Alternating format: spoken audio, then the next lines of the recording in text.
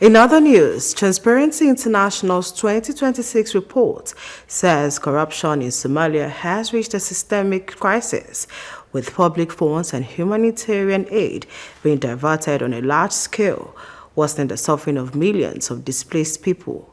The global watchdog ranks Somalia at the bottom of its global governance indicators, warning that bribery, embezzlement, and loud seizures are no longer isolated incidents but have become deeply entrenched in state institutions. We have details in this report.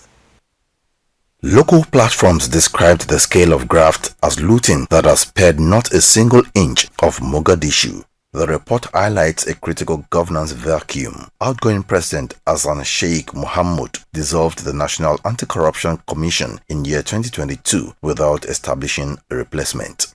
Transparency International also notes that restrictions on independent media and civil society remain in place. Both sectors had previously played a key role in exposing sensitive cases of graft and abuse.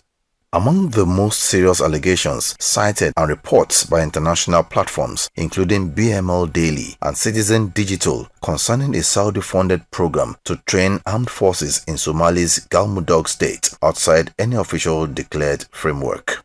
According to those reports, approximately 5,100 soldiers are being trained at camps in Guriel by foreign mercenaries. The outlets further state that a Saudi military delegation visited the camps in late June, which Somali media interpreted as evidence of financing for arrangements aimed at building forces loyal to Riyadh rather than Mogadishu. Statements attributed to a Somali military officer allege the force is being prepared for deployment to Sudan to fight alongside brigades affiliated with the Muslim Brotherhood. Researchers caution that such a move could export instability across the already fragile Horn of Africa, prolong the conflict in Sudan, and provide terrorist groups with additional support to re-establish influence in the region.